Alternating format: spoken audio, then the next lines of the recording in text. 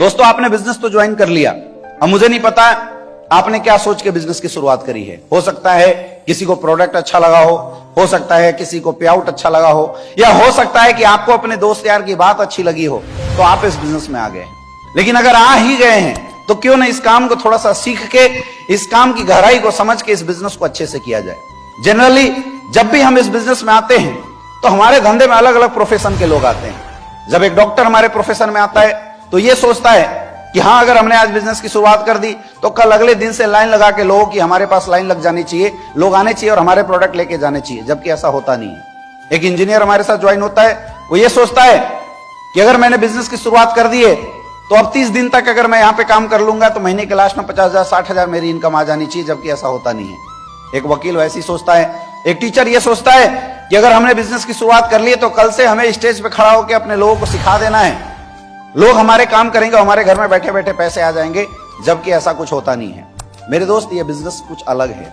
आपने बिजनेस को ज्वाइन तो किया है, ज्वाइन करने के बाद आप में से बहुत सारे ऐसे लोग हैं जो मार्केट में जाते हैं, लोगों से बात करते हैं। अब जैसे इस बिजनेस के बारे में बात करते हैं तो आपको मार्केट में लोग तरह तरह की बात करते होंगे। कई लोग इस बिजनेस को मेंबर बनाने का बिजनेस करते बोलते हैं, कई लोग इसको फंसने फंसाने का बिजनेस करते हैं। जब लोगों से बात की जाती है तो तरह तरह के लोग आपको तरह तरह की बातें बोलना शुरू कर देते हैं, आपको समझाना शुरू कर देते हैं।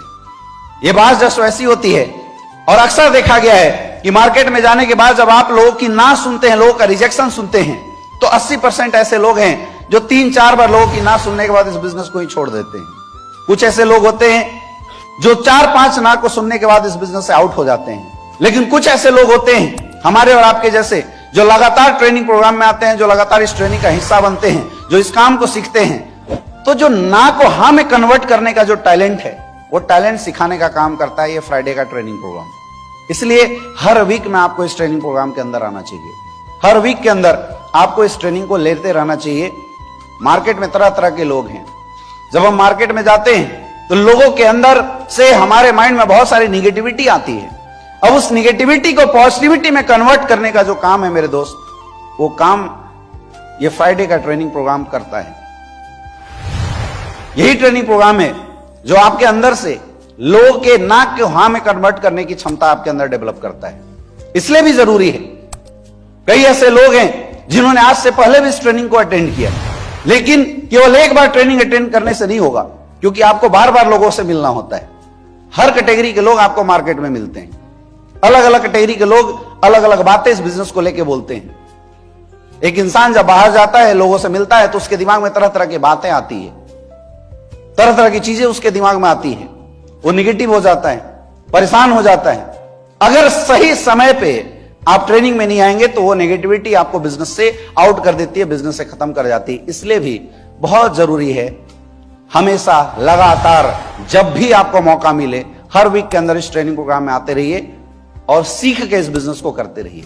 बोला जाता है इस दुनिया में कोई भी काम करने से ज्यादा अच्छा है उस काम को अच्छे तरीके से सीख के करना। अभी तक आपने इस काम को सीखा नहीं है, इसीलिए जब आप मार्केट में जाते हैं तो हमारी कहानी उस डॉक्टर की जैसी हो जाती है। आप सबने सुनी होगी, एक वेटनरी डॉक्टर हुआ करते थे और डॉक्टर साहब पशुओं का इलाज किया करते थे। एक बार रात को कॉल आ गया डॉक्टर साहब के पास कि डॉक्टर साहब हमारे घर में भैंस बीमार है, और वो भैंस प्रेग्नेंट थी। डॉक्टर साहब अपना पूरा इंस्ट्रूमेंट लेके वहां पे पहुंचे और जब पहुंचने के बाद डॉक्टर साहब ने देखा तो उन्होंने फैसला लिया कि बहुत जल्दी इस भैंस के पेट में दवा पहुंचाना पड़ेगा। अगर तुरंत दवा नहीं पहुंचाया गया तो भैंस को कुछ भी हो सकता है। डॉक्टर साहब ने अपनी बुद्धि लगाई, उन्होंने दवा भैंस को खिलाने की कोशिश करी, लेकिन भैंस ने दवा खाया नहीं। अब डॉक्टर साहब ने अपना और अलग दिमाग लगाया, उन्होंने बोला भैंस को पटक दो, इसका मुंह फाड़ दिया जाए, और भैंस के पेट तक, मुंह से पेट के अंदर तक बड़ा सा पाइप उन्होंने घुसेड़ दिया। दवा को उस पाइप में डाला गया, लेकिन भैंस निगल नहीं रही थी। तो डॉक्टर साहब अनट्रेन्ड थे, उतने अच्छे से सीखे नहीं थे। उन्होंने अपना दिमाग लगाया कि मैं ऐसा करता हूं, मैं इधर से फूंक मार देता हूं, जो पूरी दवा है वो भैंस के पेट में चली जाएगी। और डॉक्टर साहब ने जैसी पाइप निकाल के फूंक मारने के लिए सोचा, भैंस ने उल्टा फूंक मार दिया। अब दवा जाना था भैंस के पेट में, दवा कहां गया? डॉक्टर साहब के पेट में। बच्चा देना था भैंस को, मन किसका कर रहा है? तो ऐसे ही होता है मेरे दोस्त। हम अगर बिना सीखे मार्केट में जाते हैं, लोगों से मिलते हैं, लोगों से बातचीत करते हैं, तो हम जाते हैं लोगों को समझाने के लिए, लेकिन लोग हमें उल्टा समझा के वापस भेज देते हैं। और ऐसे ही लोग अक्सर जब इस ट्रेनिंग में नहीं आते, वो इस काम को नहीं सीखते, तो आधे अरे नॉलेज से जब लोगों में जाते हैं और जब उनको 5-10 लोग लगातार ना बोल देते हैं तो इस बिजनेस से ही आउट हो जाते हैं, इस बिजनेस को ही टाटा बाय बाय बोल देते हैं, इस बिजनेस को करना ही छोड़ देते हैं। इसलिए बहुत जरूरी है कि हर ट्रेनिंग को अटेंड करके इस काम को आखिर करना कैसे है इसके बारे में नॉलेज लिया जाए, इसके बारे में सीखा जाए। मेरे दोस्त, आप सब अलग अलग प्रोफेशन से हैं, कोई डॉक्टर्स है, कोई इंजीनियर्स है, कोई स्टूडेंट है। तो आपने आज से पहले इस काम को सीखा नहीं है, और किसी भी काम को करने से पहले जरूरी है उस काम को सीखना। सचिन तेंदुलकर ने भी पहली बार छक्का मारने से पहले क्रिकेट खेलना सीखा होगा। अमिताभ बच्चन जी ने भी एक्टिंग करने से पहले पहली बार एक्टिंग करना सीखा होगा। लता मंगेशकर जी ने भी गाने से पहले गायकी सीखी होगी। दुनिया का कोई भी काम बहुत आसानी से किया जा सकता है अगर उस काम को हम सीखते हैं। तो वैसे हमारा बिजनेस भी है।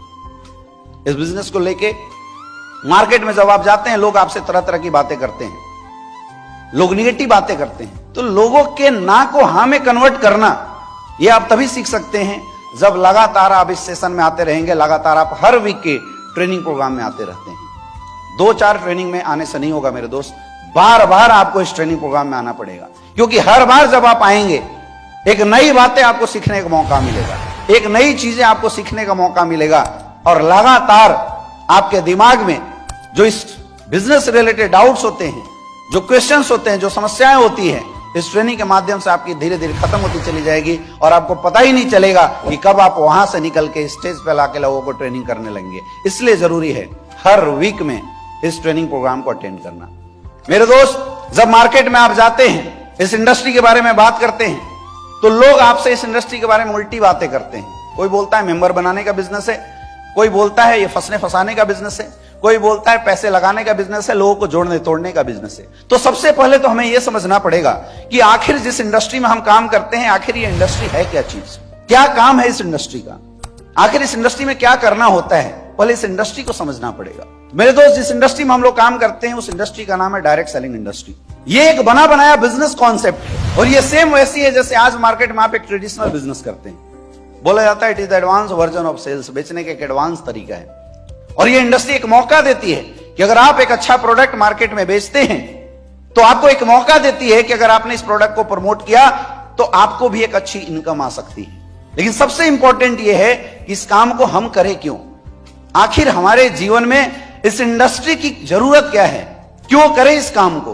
बोला जाता है किसी भी काम को कैसे करना है इसको समझने से ज्यादा इंपॉर्टेंट है उस काम को क्यों करना, यह समझना। आज आप जितने भी लोग यहां पे बैठे हैं, पैसा कमाना सबकी जरूरत है और पैसा कमाने के लिए आप लोग अपने जीवन में 2 काम करते हैं, या तो हम नौकरी करते हैं या तो हम बिजनेस करते हैं, राइट। अब नौकरी के लिए कुछ चीजें की जरूरत होती है, जैसे आपको अच्छी नौकरी तभी मिलेगी जब आपकी एजुकेशन क्वालिफिकेशन बहुत अच्छी हो, आपके अंदर टैलेंट हो।